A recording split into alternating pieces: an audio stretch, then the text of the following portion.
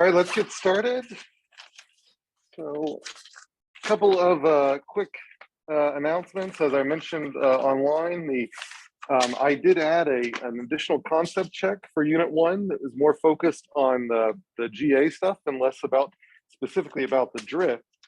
And because that concept check and the concept check I decided to add at the very end of the semester as well weren't on the original list, then I changed the drop policy. So instead of automatically dropping 1, it automatically drops 3. So if you had planned your schedule out for the rest of the semester, assuming to only have a certain number of concept checks, you can keep that schedule and just forget the new ones that I added. But if you'd like, I think those ones will be helpful. So, I encourage you to make use of those concept checks, but hopefully they're not an extra burden because I've added the extra drops.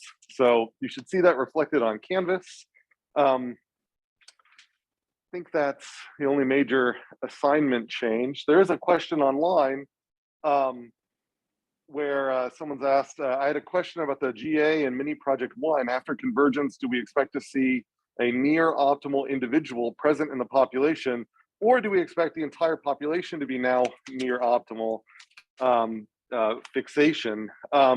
So this is one clarification. The term fixation doesn't actually necessarily have to do with optimality. Fixation just means that the population has converged to like a single strategy, and that strategy has become fixed in the population. And that might be a bad strategy. So the question about optimality at the end, there's my tall chair, hold on a second, is that it's going to depend on how big your population size is, basically all your hyperparameters.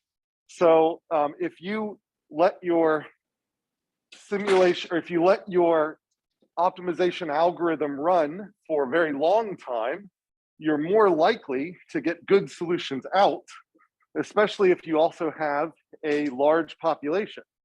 But if you have a small population, if you don't let your algorithm run that long, depending on your mutation rate parameters, all of these things will affect the optimality at the end and the distribution of solutions around there. So I encourage you to experiment with those, but, and that's why I've given you something where there is ground truth. You know what the optimal value is, so that you can really evaluate how well over the generations, they start randomly and then gradually do they end up converging to the optimum, which or do they stray, or how closely do they all get to the optimum, and how do they get there along that way? So I encourage you to play with that, but each one of you, it's a random algorithm. So if you rerun your algorithm over and over and over again, you're going to get different solutions, different distributions, and each one of you probably implemented your hyperparameters differently. So it's going to vary across students, and it's going to vary across runs within students. So, all right. So I want to knock out the end of the GA here, but are there any other questions? All right. Okay, great. So last time we had just started talking, or we just sort of finished talking about the recombination operators and mutation operators. Went a little fast, so I just want to go over those two. So just as refresher, so we're going to go back. So let's back to the GA. So cut to the genetic algorithm, and so the algorithm has just selected our parents using a selection operator. And so now it has to decide what to do with those parents. And so as we said, this is sort of the crossover then mutation step. And so I want to clarify this process here. And so for this next step, we first select 2 of these R parents, and for now we'll say at random, but know that other choices are possible. So for example, it's common in GAs for them to say, well, I'm not going to select two at random. I'm actually going to pair off adjacent ones. So if I have a data structure storing my whole population and it's in some array or something like that, I'm going to pair off array position 0 and 1, 2 and 3, 3 and 4, and so on. Or it might, and sometimes you actually do this process because it repeats without replacement. So you only allow parents to participate in one pairing, in one breeding. So here I'm keeping it simple and saying this sort of simple case of the GA. At this step, we draw two randomly, and it's possible for parents to participate in multiple pairings. But there are other GAs, and there are GAs that parameterize this, where you can change how this is done. So, but the key point is you grab two parents that come out of the selection. So we already know they're good because they wouldn't have been selected to be in the parent group if they weren't. Now we're just deciding if these good ones get offspring and what type of offspring do they get. So, so then those two, and this is a step I wanted to be a little more clear about, because I think this went over this a little too fast last time, but these parents cross over with probability PC. I'll just say with probability PC. So if they don't cross over, so if no crossover, then we basically just clone them and pass them directly into the mutation step, which will be later. So if no crossover, pass clones directly to mutation, which will be our step 3. Otherwise,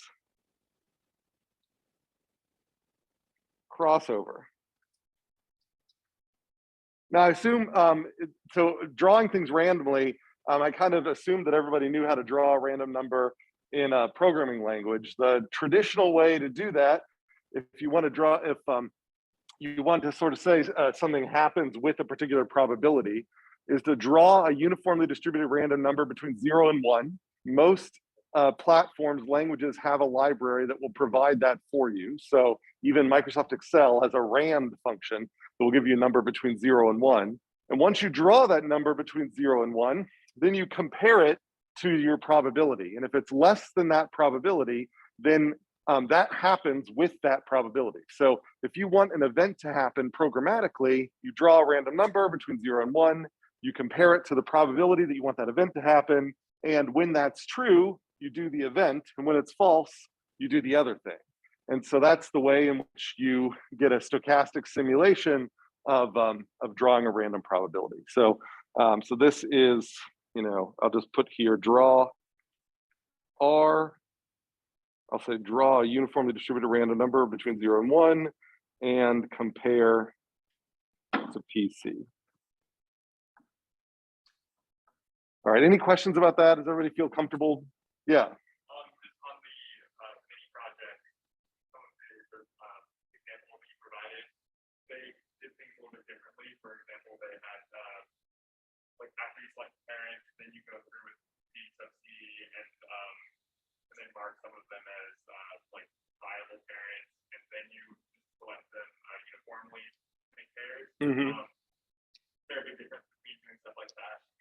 No, so there's questions about, I gave a sheet of code where I give some examples of how I could do some of these operators in like very short amounts of MATLAB code just to kind of motivate you. And yeah, I do things sometimes a little bit differently because I try to take some shortcuts because I try to do things in a little bit more vectorized way. I mean, of course, if you use a platform like MATLAB, then doing things with fewer iterations, like fewer for loops and things like that, is just going to be faster. But there's no, underneath it all, it's something like this is going to be going on, whether I take a random permutation or whatever. Behind the scenes, something like this is, so whatever works, as long as when you're saying drawing uniformly, you're actually drawing uniformly, or as long as you're saying the event is really happening with probability PC. Okay. Yeah.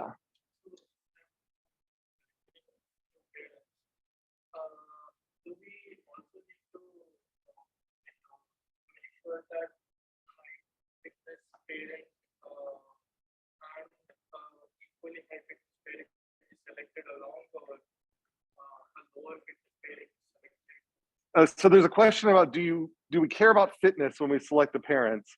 And usually at this step, we do not care about fitness. Fitness happened to get the parents there. We don't care about the fitness after this. So if they weren't, so kind of in an anti-biological way, we kind of do we choose the number of offspring before we choose who's having them. So it's a little weird like that, but it's just programmatically easier to do. So the fitness is taken care of. What can happen here is that, I guess I'll just make a little note of this elsewhere here, is that the PC can vary with parents. And so this is something I'll try to mention here towards the end here, but in this version, I'm saying PC is constant. But you can imagine that if you're creating optimal jet engine parameters or whatever, sometimes crossover is not going to be a great thing.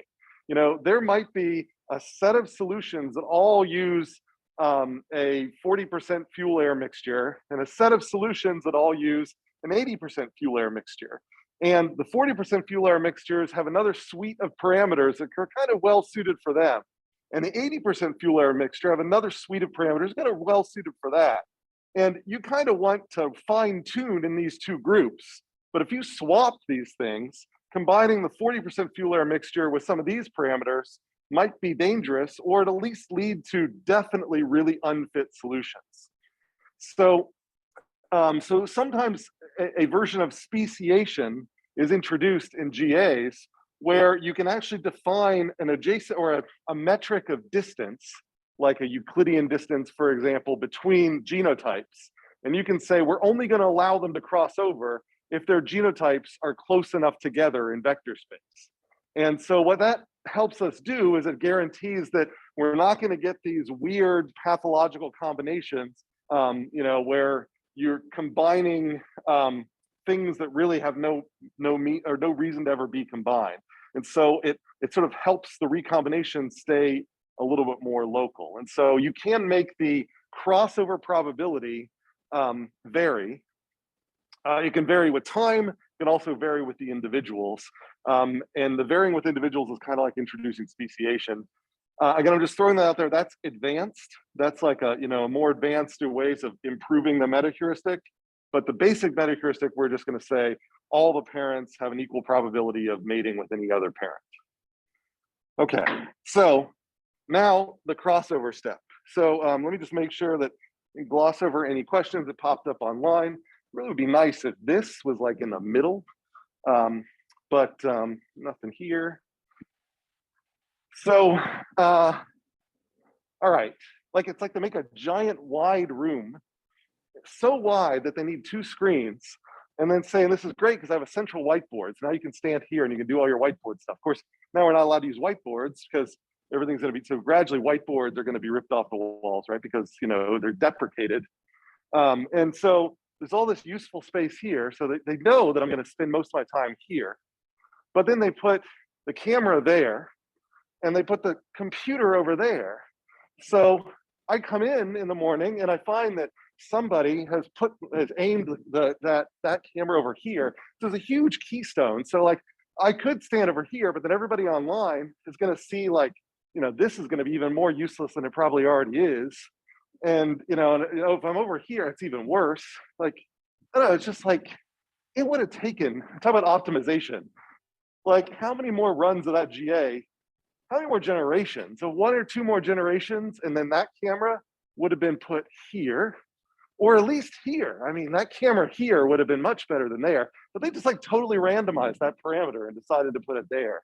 And then I mean, I know it was before the cameras, when they built this room, like, oh, just make a giant room and we'll put the computer in the far corner. Like, I just don't get it. Anyways, there were no questions online is the summary of that. So crossover. So there are lots of different crossover options. I just went over some simple ones. So again, you don't always do crossover. If it comes up you don't do crossover, you just pass things directly to mutation. But if you do get selected for crossover, then we talked about we can do 1 point crossover. So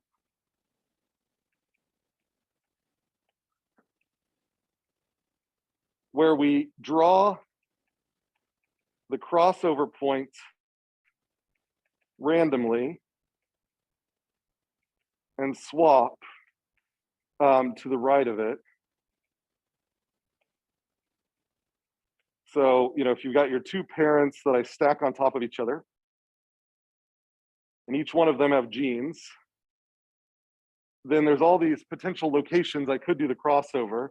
So I then say, well, of all these potential crossover points, I'm going to draw one of them randomly, and then everything to the right of it, I'm going to swap.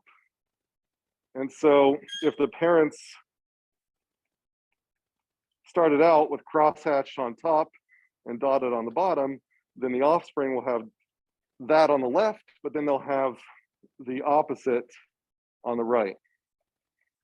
And so the example here for 1 point crossover is, imagine I had a parent that would be like 1.6789.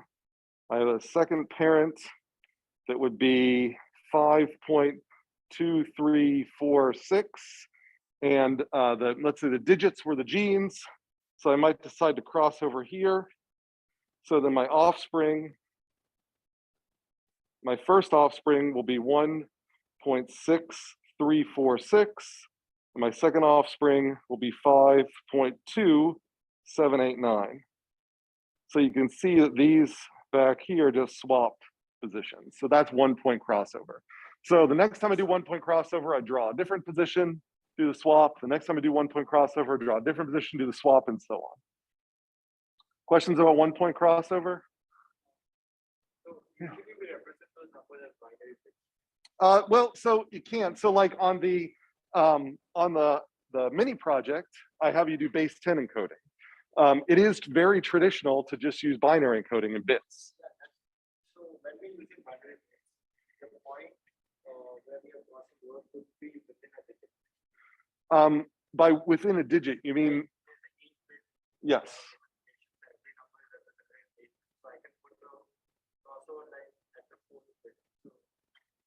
Right, swap the nibbles then, yeah. Yes, yeah. So if we had a binary encoding, then you can swap bits. Now, of course, programmatically, how do you do that? Well, either you waste a lot of space and you store your bits in, every bit actually takes up a byte, or you use bit string operators. And so you could mask off bits. So basically you could, write a little thing where you can say, all right, I'm going to figure out what bit, you're effectively randomly choosing a bit string mask, right? A bit mask when you choose a crossover point. And then with that bit mask, you can then mask off the bits that you want to include in the different parts, and then you end up implementing a crossover that way. I think it's totally fine. I mean, I think using bit operations is fine to do. It's just all sort of trade-offs. If you can use a far less space and you've got hardware that can do the bit operations very quickly, then not a big deal. So, based on your platform and how it's implemented, you can make these sort of decisions. Yeah. Yeah. Like the example you provided, even we do. So there are two offsprings. Mm-hmm. So how are we ensuring that there will be two offspring? There can also be a single offspring, only one, or only two. No, in 1 point crossover, in all crossover, you're always going to get two out, because you start with two parents and then you swap these. And so if you think about it, the front ends didn't change. So there's two front ends, so that means there's going to be two offspring. Okay. All right. So that's pretty clear 1 point crossover. Double check, nothing online here. Since crossover generates two children, what happens if the number of children that need to be generated is odd? So that's a good point. So sometimes you're populating your M minus R offspring, and you only need one child. And in that case, you can create one of them and throw the other one away at random. So in that special case, you can generate one offspring and just generate both offspring and then choose which one of them survives randomly, or always take the first is fine. So it doesn't happen that often, but hopefully, hopefully you don't have a population size where that's going to make much of a difference, because that's such a small population size. You're pretty much going to be drift dominated anyway, and you're going to get huge mutation, and crossover is probably not going to matter that much. Okay, so that's 1 point crossover. We could have also done 2 point crossover, in which case we draw 2 random crossover locations. And so, that is just going to look, we've got our 2 genotypes sandwiched on top of each other here. We've got all our genes. And we at random decide this is crossover location 1, crossover location 2, and then we can do a swap.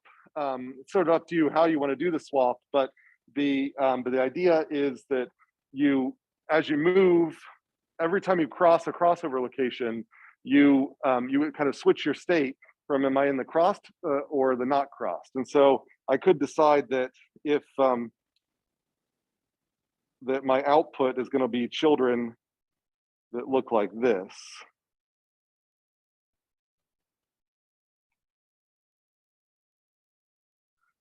Where the children now basically I've just gone to the middle portion and swapped and left the 2 edge portions the same. And I could have also swapped the edge portions and left the middle one the same. Ends up with the same deal. So that's 2 point crossover, and that generalizes to so-called multi-point crossover too. So you could do multi-point crossover where you define where the number of crossover points can be a parameter.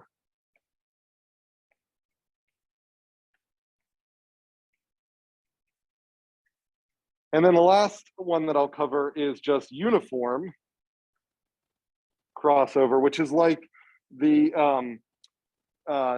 it's like the extreme case of multi-point crossover, where you don't worry about crossover locations. You basically go to each gene and with a 50% probability decide if that gene gets a crossover or not. So you can could say cross over each gene with 50% probability. And so you could, if you lined these things up,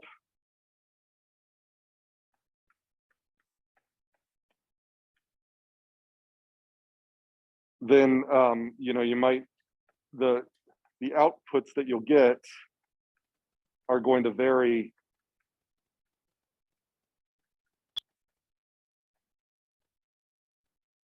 where you could imagine that we got no crossover in gene 1, but we got a crossover in gene 2, we got a crossover in gene 5 and 6, crossover in gene 8. So we just sort of flip a coin at every gene, and that could be uniform crossover.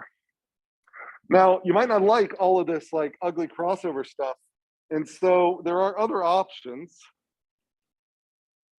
So other crossover approximations.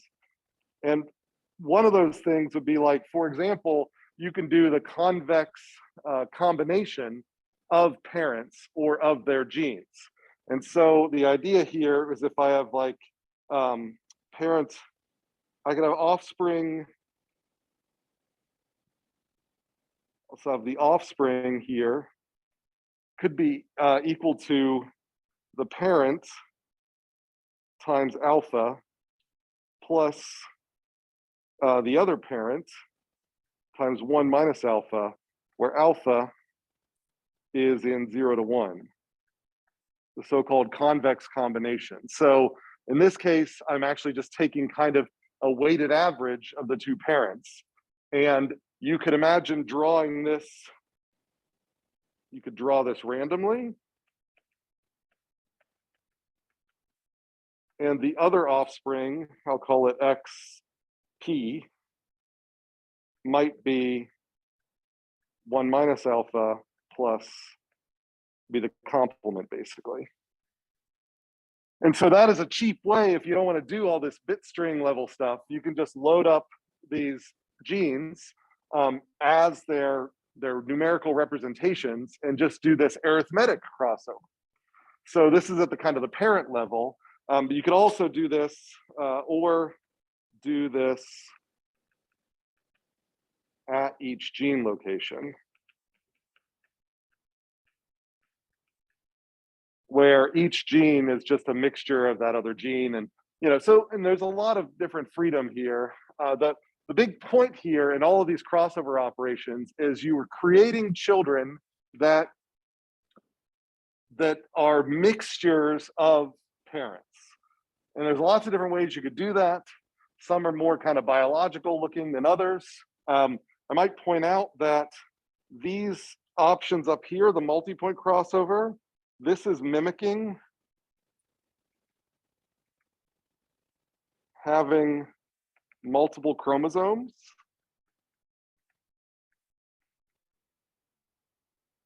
So rather than keeping multiple data structures where your genotype is split up arbitrarily in these like 23 chromosomes, kind of like the human DNA, you could say, well, it's still one giant chromosome, but instead of giving us one crossover point per chromosome, which is more like what you get in biological systems, we've got multiple crossover points per chromosome.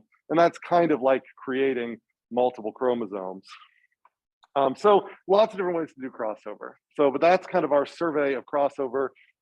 It's totally fine for your cases and to just use 1 point crossover in your mini projects. It's the simplest thing. Or I'm fine if you'd rather to do this kind of arithmetic crossover down here. That's another really simple thing to do. So, all right, any questions about the crossover operators? Just want to know that, and yeah.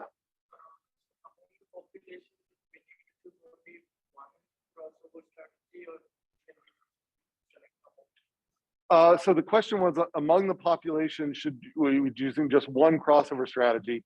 Usually, I mean, of course, you can make these metaheuristics super complex, but we kind of at least want, the downside of making your metaheuristics more and more complex is we don't understand quite as much about what they're doing. And so there is a benefit to making your metaheuristic interesting, but simple enough that we can at least get sort of an idea of what's going on there. So that's why typically when in a GA, they don't give you the freedom to choose like, well, what crossover operator do you want per operation? Can you give me, like you can't specify a distribution of crossover operators. You just pick one of them. I'm not saying that there's not a benefit, but it's going to be really hard to show that randomly choosing among crossover operators is going to give you a huge effect better than just picking one directly. I think it's just important to have some crossover. In your application, you might say that I want a lot of mixing between parents, and so that's why I want more of a multi-point strategy. Or you might say, well, you know what, I think my strategies are probably pretty good as they are, but so I don't want to mix them up a whole lot, but I do want at least, there could be an opportunity for there to be a central point between two. And that's kind of what the 1 point crossover does. If one parent is on a fitness peak over there, another parent is on a fitness peak over there, they have a possibility of creating an offspring that maybe can find some intermediate fitness peak that might be even better. So I saw a question online pop up.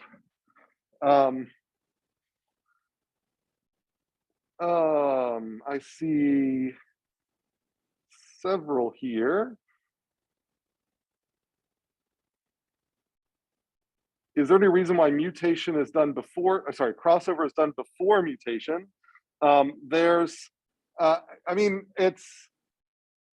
the big reason why crossover is done before mutation is that from a kind of a data management perspective, it's easier to create two copies of the parents before you mutate them. So if you're creating two copies of the parents, then that's sort of an opportunity to do the crossover, a natural opportunity. So it's just convenient. I don't think there's any sort of meta heuristic reason to do it. It's just typically that's just easier to do crossover first. Is the randomization of crossover points of importance? Is it okay to just split in the middle and do the crossover, thereby giving a 50-50 chance of sharing good or bad or both parents involved? So the question here is about these points here, and is the randomization of where they go important? And I would say it is, because this encoding, I mean, this could be there could be hundreds of genes here, and just putting it in the middle seems a little bit arbitrary, because you kind of don't know which genes are best to keep together and which are to sort of keep apart. And so that's why moving this crossover point around randomly allows you to sort of play with spreading around different genes. And so it might really be that only that first gene should be swapped between two parents and everything else should be left alone, in which case the crossover point will be closer to the front. Or it might be that it's the last gene. So this gives an opportunity for us to try swapping different amounts of material, which is why they don't always just like put it 50%. So I wouldn't think of the crossover location as like that alpha. So you can try making it constant, but you're probably not going to choose a good value. It's going to just be some arbitrary value in your encoding, and it's probably going to add a lot of bias in, human bias. So that's why it's usually just better to just make it random.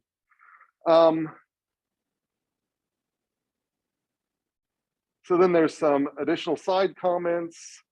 And is there any advantage to including crossover children, meaning when you're not selected for crossover, another pair of parents is selected at random for crossover rather than cloning the parents? So I think the question there was, rather than passing the parents into the mutation, can we just discard them and then try another set of parents? And you could do that, but kind of the spirit of this selecting the R parents first, right there, selecting the R parents first, is that we're kind of saying that these parents are fit enough to deserve a shot at reproduction. And so that's why, typically we go through, again, you can add variation, but my guess is you're probably not going to see much of a difference if you don't allow them to cross over. And if you do see a difference, or sorry, if you don't allow them to pass through, if not getting it to crossover kicks it back up here, if anything, that'll probably make things worse, because it's probably not a bad idea to have mutated versions of the parents as well as cloned and mutated versions of the parents. So really that's what this is trying to do here, is it's trying to generate variation by saying some of our parents are going to be combinations of parents plus a little mutation. Well, and so that's going to cause them to search much farther from the original parents. The other parents are just going to be mutated parents, which is causing them to search much closer. So as we see, and I'll point this out when we talk about mutation here in just a second, really what crossover and mutation are doing is allowing for variable step sizes in the search to operate simultaneously. Different processes that are going on here through the crossover and the mutation are generating variation that are very close to the previous parents, moderately far away from the previous parents, and very far away from the previous parents. And my claim is that by passing these directly down through mutation, you're giving kind of, you're allowing for that gradation in step sizes that helps you more effectively search the space around the parents. But you can try it. Maybe skipping mutation is not necessary. Again, meta heuristics are heuristics by themselves, so we don't know what's perfect. And then there's some comments about that comment. Does the averaging process count as both crossover and mutation at the same time? So this question here is about this sort of convex combination down here. I would not count this as mutation, because it's still mixing. It's kind of taking an average. It's not introducing, I'm not adding noise. Like, I'm not saying plus noise on top of this. Now, you could do that. You could say, all right, I'm going to do the crossover, and then I'm just going to add noise right on the end of that. And then in one line, you could do crossover and mutation simultaneously, and that's pretty effective. And so that's fine if you want to implement mutation that way. But just this expression as it's written, I would not call this mutation. All right, so those are all the online questions. Any other questions about crossover before I want to knock out mutation? Yeah.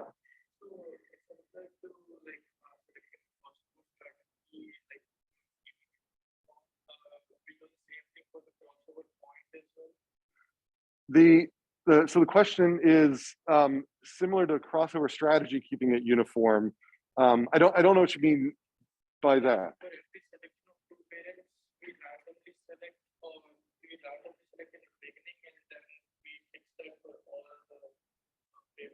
Oh, okay. So the crossover. So just as a clarification, you do draw two parents normally uniformly in this simple case, and then you draw this crossover point uniformly from all the possible crossover points for every time you do the crossover. So it's not like you draw it once and then you do a whole round of crossover with it just there. So it's kind of like you're imagining every single mating of sperm and egg when those two cells come together and every chromosome comes together, you're imagining every chromosome gets to pick a crossover point for the recombination at random. And so there's different places that can happen based on all of those different things. So that's kind of what we're showing here. So this is random per crossover event. And it's not fixed through the whole crossover round. Okay, so that's crossover. We're done with crossover. We now have our crossover. We have a set of clones of the parents or a set of children that are mixtures, 100% mixtures of the parents. And you can think of the clones as like failed crossover or crossover where the crossover point was selected at position 0. And so like the whole genotype crossed over and you couldn't actually tell the difference. And so that's another way to think of this no crossover, is it's just a way of creating a few more opportunities to get clones out, because you probably didn't code for clones here, because maybe in your crossover operator, you didn't allow for the crossover point to be at position 0. And so because you didn't allow for it to be at 0, then we just do those up here. Okay, so now the mutation. So then the mutation step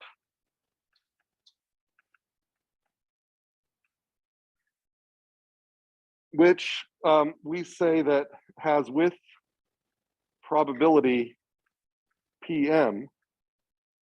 And in this case, we're just going to go through every gene of every offspring, and then with probability PM, mutate that gene. So PM is usually very small, because if it is even a little bit big, you're going to get tons of mutations across the genotype of each offspring. And we probably don't want to mutate every single or even a large fraction. Like we probably don't want to mutate, 50% of the genes, like, because mutation is usually, like we don't want to. At that point, we may have as well just drawn a whole new random individual. And so, so you can up this mutation rate, and for small population sizes, you probably will have to increase this mutation rate for something useful to happen. But generally, mutation rates in here and definitely in biology are super small. And so, so don't think of PM as like 50%. Think of it as like 1% or less than 1% even. And so with mutation, just iterate across every gene of every offspring,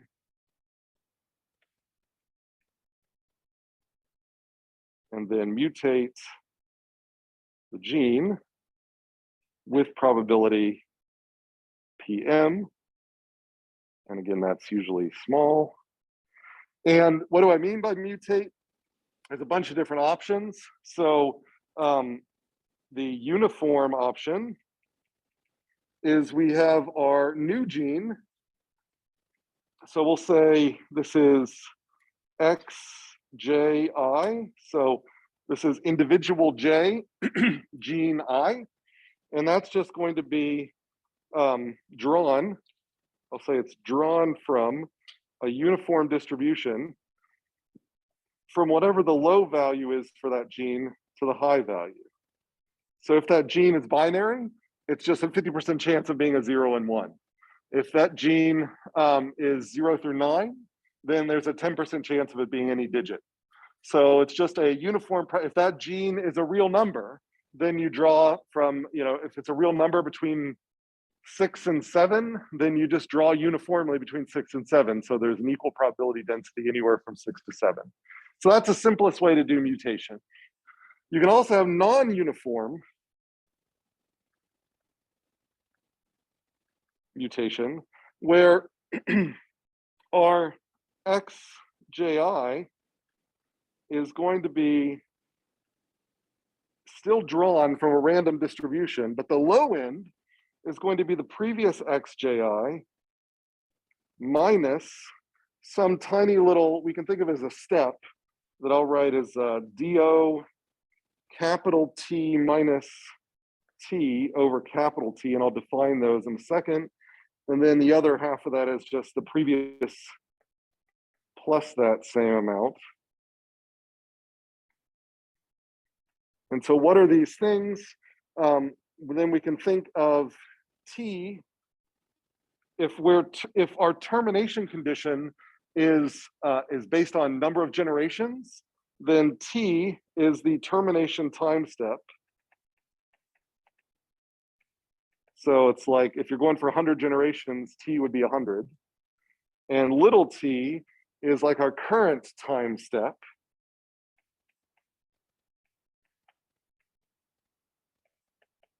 And then you can think of D0 as kind of a maximum amount of, I'll say a max amount of mutation.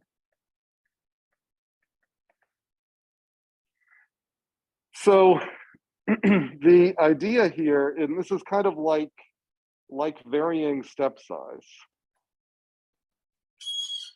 So those of you who have experience with gradient optimization, let's say in neural networks, you go into your favorite neural network optimizing tool like Atom or whatever, and you put in a step size of whatever, 0.1 or something, and then you say, I want that step size to change over time, so that initially, when I start my optimizer out, it's making giant steps around the weight space, and then as it gets towards 1,000 iterations, then it's going, the step size is going to get smaller and smaller and smaller. Well, it's the same idea here, where we say that we have kind of a maximum distance from the previous gene, and initially, when little t is equal to 0 or close to 0, then we go that full distance. We go a whole uniform, we're centered on the old gene, but we allow ourselves to vary as much as possible.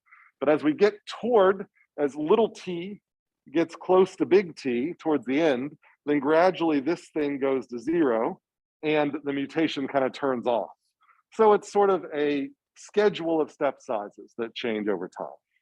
And that's our non-uniform crossover.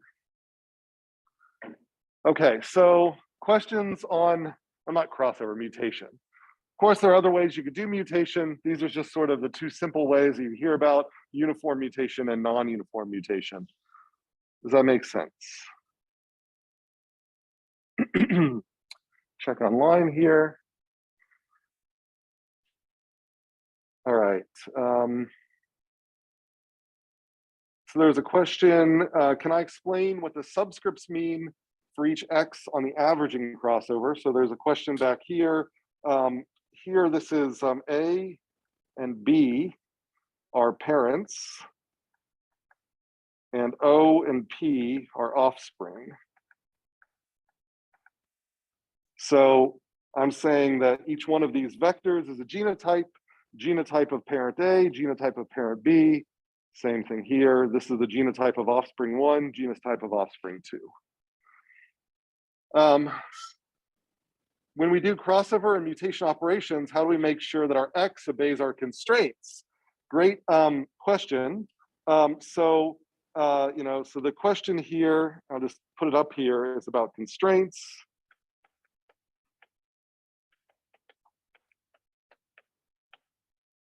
And you just, in this case, you have a lot of options. And so, you can, and I've kind of mentioned this before, you can throw out and generate new.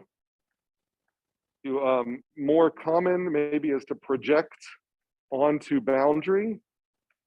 So what I mean by that is if you generate a solution that's outside of your constraint boundary, you solve a little optimization problem where you find the point on the boundary that's closest to the point you generated. That's known as a projection.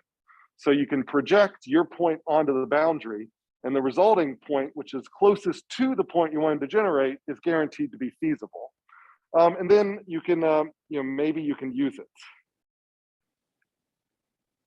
But if you use it as is, you have to make sure you have an optimization objective that won't blow up when you put an infeasible solution into it. And then when you present your solutions to the stakeholder, you better make sure that some of your solutions are feasible. And so you might want to add penalties to your fitness objective or to your optimization objective for going outside of the constraint boundary, so that those positions are allowed, but they're sort of guaranteed, or at least closer to guaranteed, and not be the ones that end up being selected by the algorithm. So this can be risky to use it, but sometimes you can make use of them. And there are other things you could do as well, but these are kind of the three simplest things you do. Throw them out and randomly generate a new one, project onto the boundary. Projecting onto the boundary can be computationally costly, because then you have to solve a little nonlinear optimization problem. That nonlinear optimization problem is easy to do. There are algorithms that are pretty quick, just put the boundary and you put the point in and it solves a little quadratic problem or something. Not a big deal, but still you do a lot of them. If you've got 1,000 individuals in your population, and this is happening a lot, it can slow things down. And then using it, that is the cheapest thing to do. But again, you run the risk of loading up, and sometimes it's not practical. And then you run the risk of loading up your solutions into the infeasible space, which nobody likes. All right, let me make sure there's no other questions online. Any questions from the class? There's a question online, is non-uniform mutations like simulated annealing? We will talk about simulated annealing. There's definitely a relationship to that. So hold that.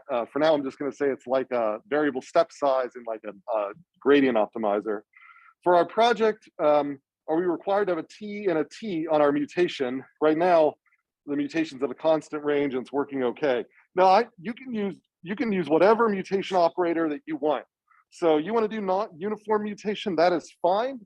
I throw in the non-uniform because you do see it mentioned in the literature. Because if I just showed you uniform, most likely I would get questions about, well, couldn't we do mutation in more intelligent ways? And this is one example of how people do mutation in more intelligent ways. But for your mini project, it's up to you. You can choose your mutation operator, and this one's totally fine. All right. Any other questions? All right, so only thing I really haven't talked that much about is the termination condition. I'm not going to really spend a lot of time on that, but hopefully it's been kind of clear. There's lots of different options here. The simplest thing you can do, maybe I'll write that down. For termination conditions,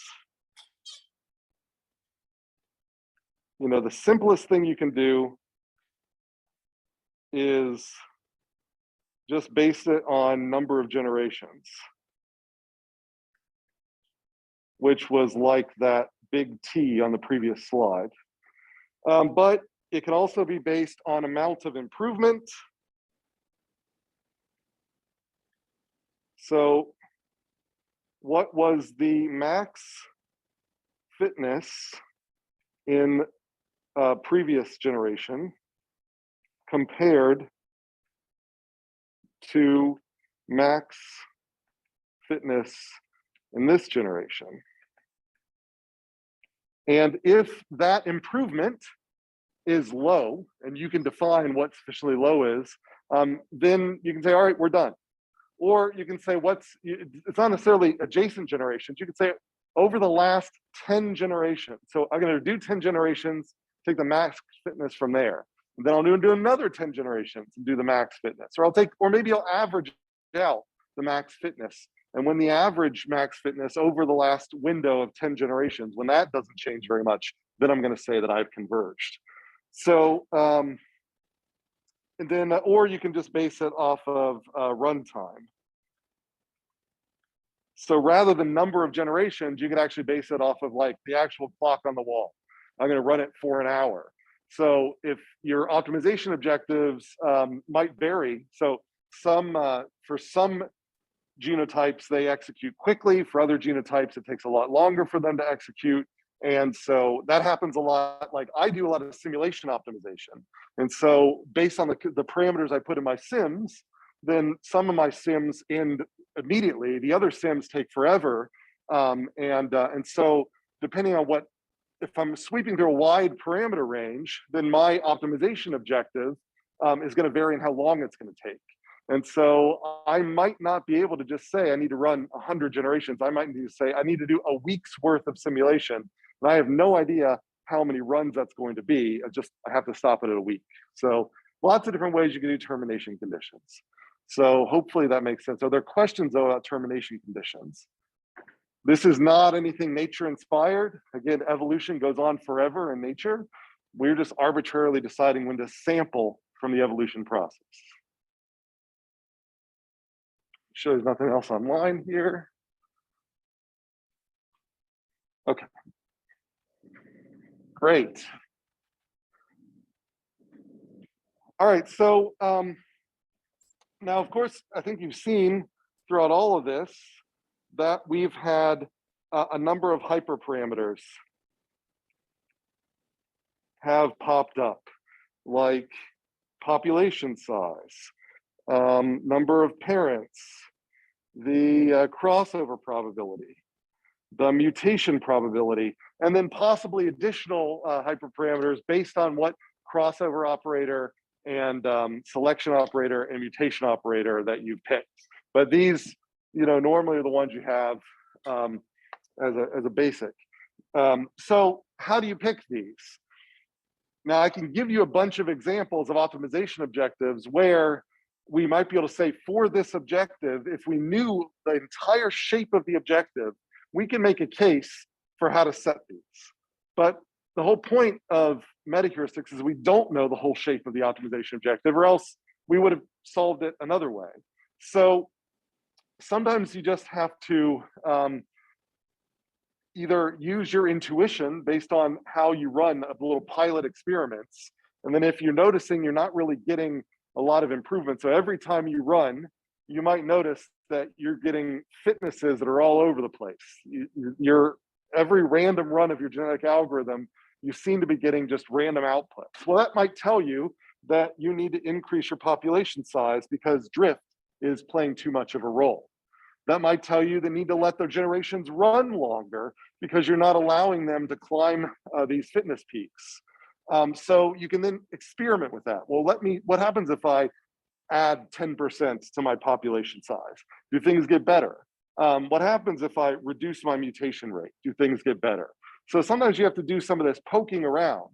That poking around kind of feels like an optimization problem itself, which is why there are suites of hyperheuristics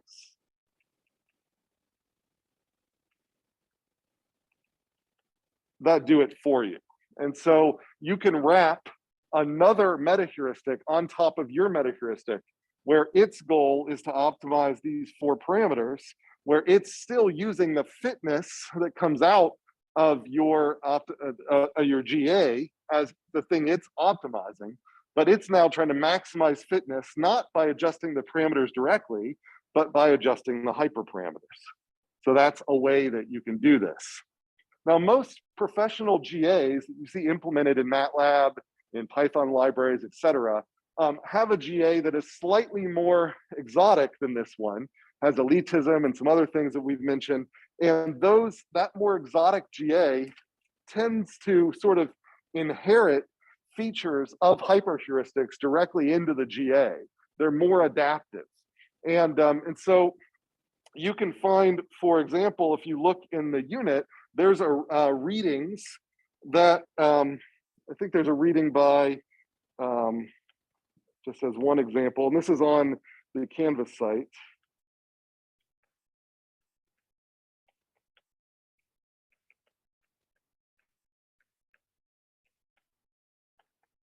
So this reading on the Canvas site under this unit, if you're interested, I'm not saying you have to read this, I'm just saying some of you have asked about it, shows you some examples of how you can do kind of adaptive parameters, or adaptive parameterization.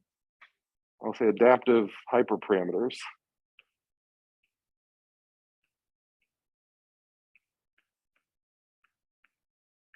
Where it's constantly sampling the genotypic diversity and the phenotypic diversity so that it has rules inside it that that help to sort of figure out where are we on that graph that I kind of showed you that had genotypic diversity.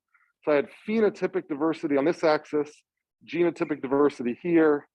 So because of that, we had drift in this region. We had kind of exploration here and exploitation down here. And so you could imagine sampling from your population of solutions and asking, are things very diverse right now, genotypically, just across the solution set? Do we have a big difference in fitness right now? And based on where you are in this plot, then you could adaptively decide, maybe we need to add in mutation right now. And then you can crank up that mutation rate and see what happens.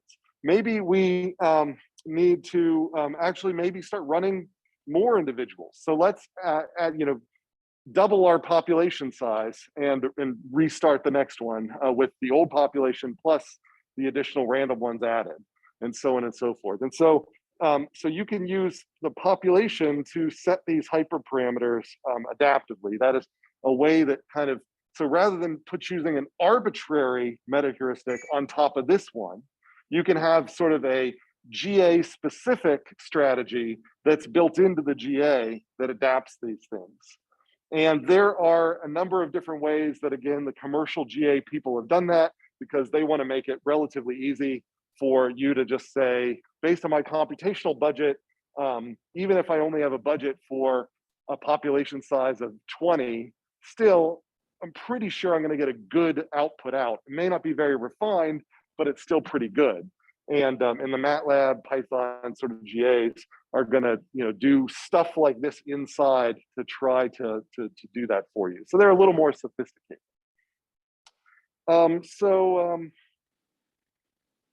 Right. So I don't want to talk too much about, because we're a little behind, just slightly behind the mark that I wanted to be in.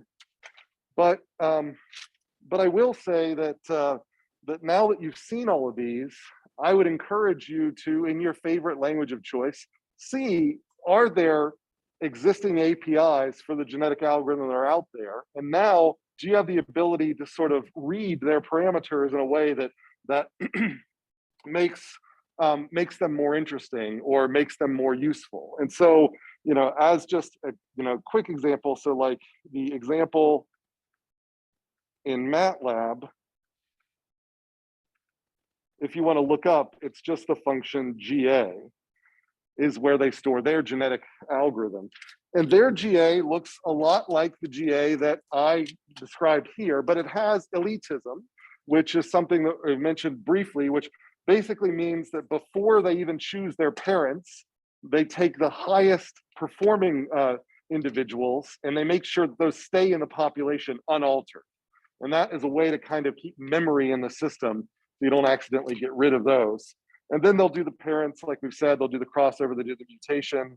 And otherwise, and they give you lots of different options for termination conditions, choosing how you want to do crossover, choosing how you want to do mutations, but they've got a bunch of defaults that are set for you. So most of the time, you just go into MATLAB and you type GA, and then you give it a function. You want a function handle that you want to optimize. and you give it a number of variables. And it goes. And so this function has to be in a particular format so that it can instantiate the genotype and evaluate the function. But then afterwards, it will then spit out a population of solutions to that function. So it's just that easily. You can type a docga in MATLAB to learn about it. Now there are a bunch of other options that help you customize it so that you can make it more, you know, so you can do all these things that we've been talking about here. But for most people, it's just that plug and play. You just give it a function, you tell it how many variables are in the function, and it then evaluates this function. The options here is where you can constrain, like the first variable is only between 0 and 1, the second variable is between -50 and 5,000, and so on. So, and then you can tell it, and I want this crossover, and I want this mutation, and every generation, I want you to plot it. So you can have plotting options and things like that, all sort of built into that. All right, so that's all I wanted to say in this unit about the GA before we revisit it later when we talk about things like multi-objective and so on. So the single objective GA, that's all I wanted to talk about before now I introduce our next section on artificial immune systems. So any questions in about this GA now that we've, and I hope kind of as my wrap up for the GA that you have this, I really, you know, I started out talking a lot about drift, and then I talked about all these different operators and how they affect selection pressure or selective pressure. And there's this tension here where both of these, you have to remember that both reduce diversity. So both reduce diversity. And if you have low fitness diversity or phenotypic diversity, then selection will not be strong enough, especially at small population sizes, to fine tune, and you will get random outputs. But on the other side of it, if you have super high fitness diversity, then you quickly reach suboptimal traps. And so selective pressure really is how quickly do you purge the unfit solutions. And if you purge them very quickly, that seems like a good thing, but those unfit solutions in evolutionary algorithms are pathways to exploration. So diversity is an asset, and that's why you typically want some moderate selection pressure, not super high selection pressure. But moderate selection pressure, the lower and lower you make your selection pressure, then the more you risk your algorithm being taken over by drift and you're getting a random output. So, so that's really when you're designing these parameters, you have to be thinking in your head, what am I doing to selective pressure? Is it too high? Is it too low? And what might be the outputs of my GA? So if your GA is giving you random outputs when you run it 5 times, that's suggesting you're getting a drift. If your GA finishes quickly, like you notice the generations, like in 5 generations, it always hits the same exact solution. That might mean you found the global optimum and it's just great. Or it might mean your selective pressure is so high that there's a really attractive local one. And if you would have given it 500 generations to search, it would have found a global peak that was in some corner of the decision space that you didn't see. So just if a GA converges quickly all the time on the same point, that might be a sign that, you know, let's choose a selection operator that's a little less pressure, has a little less pressure, so that we're sure we're searching the whole space. So this here can be too fast, and this here can be too random. All right, so any questions about that? That's my general takeaway. And as we go through different evolutionary algorithms for multi-objective, multimodal, et cetera, we're going to see this focus on diversity and different mechanisms that as people do things like adding in multiple objectives, it's super important to maintain diversity. So they're going to add in additional operators that focus on maintaining diversity. All right, let me just make sure there's no questions online.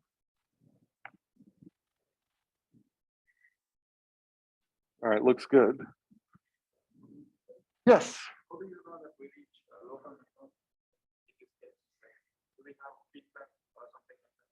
So the question is, how do you know you're at a local minimum and not a global minimum? Right, right. So that's, yeah, like a local minimum. Or in the fitness case, local maximum, but yeah, local optima. Right, right. So, and we're never going to know if we're at the global, but the idea here is if we have a hint that our optimization objective might be very peaky, have a lot of little valleys and peaks, then we want to make sure that we're searching over a lot of them. And we want to make sure that we've always got population that's in more than one of those peaks at a time, so that things like recombination can pull us around. And so if we notice that, you know, I run my optimization, like if I might decide to randomize my initial population all in a particular area of the decision space. And whenever I'm there, I get one solution consistently every time I run that GA. If I rerun my algorithm at another spot, initializing another spot of the decision space, I always get another point over and over again. Then yeah, they're both local solutions. And then, so then you say, well, okay, what if I then increase my population size and search over the whole space? Well, that might take a lot longer, but then there's a better chance that I'm going to find the global one. Are any other questions? So this was solutions to the engineering design problem. Now, these evolutionary type methods and nature inside methods are also used for related problems that have to do with, you know, for an anomaly detection, security, the maintenance of machines even, as well as things like code that writes code itself. So a little bit more creative outputs. Rather than finding the precise output, now we're going to go into examples where we want to use very similar methods to generate more creative outputs. So that's kind of our introduction here to, we'll start today here on the things that diverging from optimization. We'll talk about immunocomputing, and particularly artificial immune systems.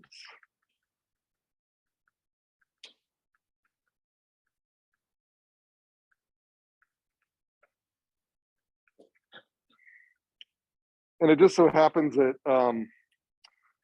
ASU, around the same, I mentioned that ASU hired a guy named Mike Lynch, who is a huge name in genetics and in evolutionary mechanisms, and has really pioneered the modern studies of the way we think about drift, genetic drift, and how it drives evolution. And ASU hired him a couple of years ago. The same year they hired them, they hired a woman who is one of the founders of artificial immune systems. That's Stephanie Forrest. And so Stephanie Forrest is faculty member in SCI, also co-appointed in biodesign.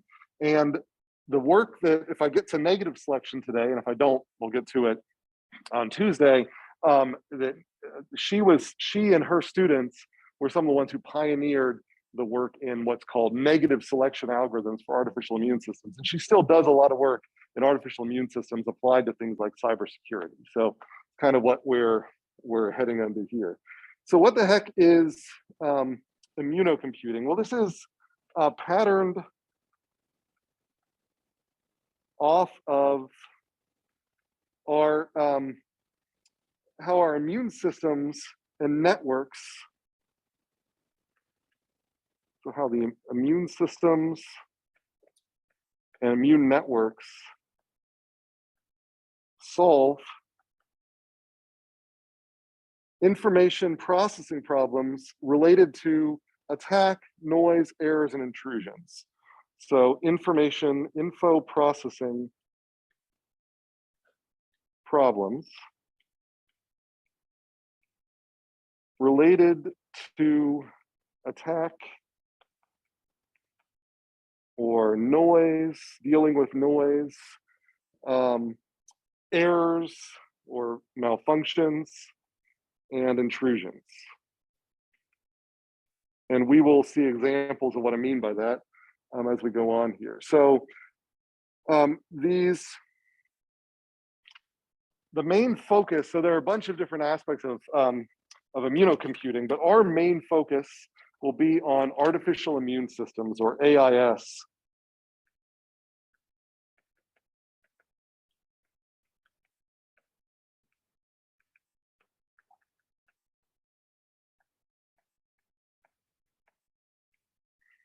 Okay, and so there, these these artificial immune systems, like evolutionary algorithms, look at the basic algorithmic description of how the immune system, and I'm going to define what I mean by immune system. So in animals, we talk about the innate immune system and the acquired immune system. And so when you look at these two different systems, you can see they have a certain logic to how they work. And that logic looks a lot like evolutionary logic. And so rather than mimicking evolution directly, they mimic these systems. But it turns out there's going to be a whole lot of overlap in the guts of how these things work, but just some slight variations because the outputs are, it's for a different output. We're not solving a design optimization problem anymore. So for background, the two immune systems that we see in vertebrates, so they're in vertebrates. So by vertebrates, I mean anything with a spine. So for invertebrates, we only really talk about the innate immune system, which is what I'm going to describe. Although now analogs to the acquired immune system are being found for invertebrates. So insects, crustaceans, cephalopods, things like that. But these two systems are most well described in vertebrates like ourselves. And that's the innate immune system.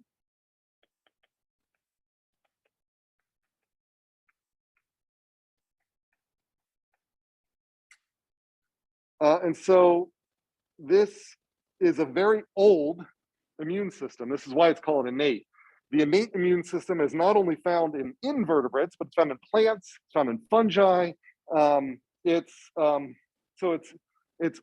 old evolutionarily speaking. It's sort of the original, the OG immune system, if you will. And this is what generates the inflammatory response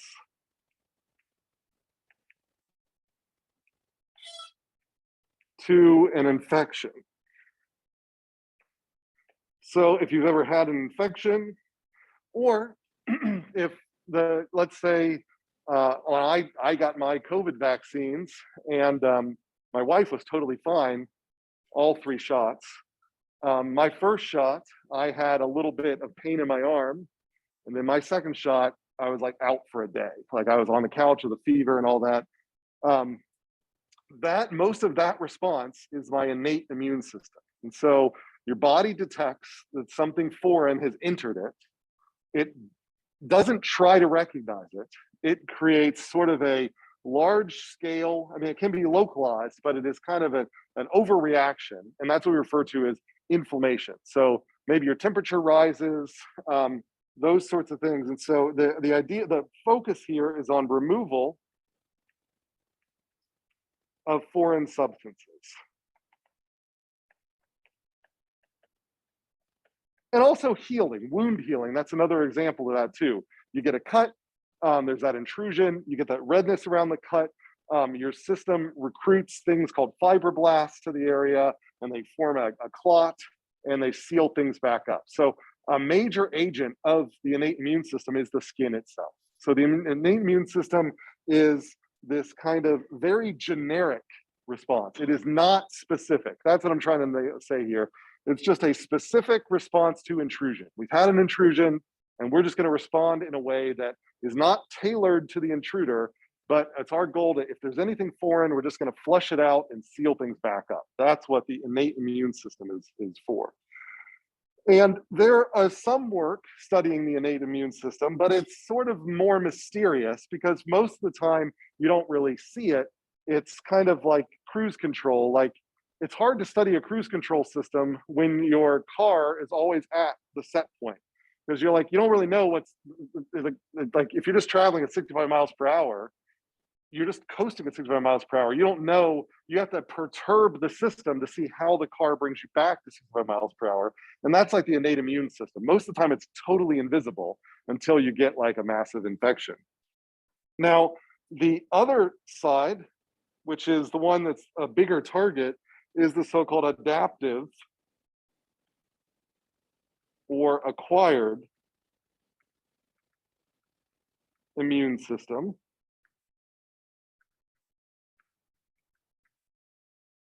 I think I meant to put a C in acquired there, but oh well.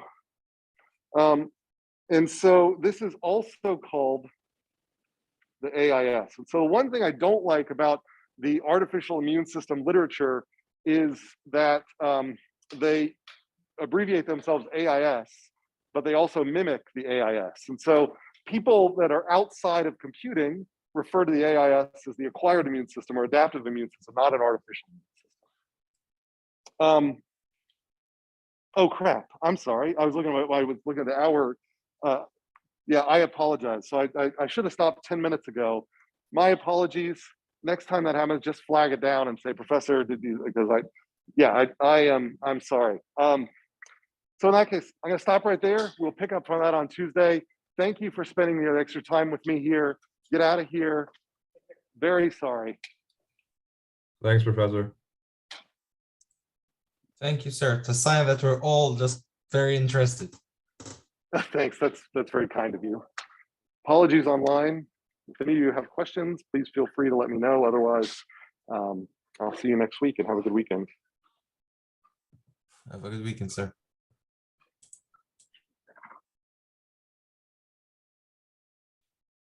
Okay. I have a quick question. Mhm. So do you want us to use MATLAB or Python to implement? You can use whatever you'd like, C++, Java, JavaScript, but it's up to you, whatever you're comfortable with. Mhm.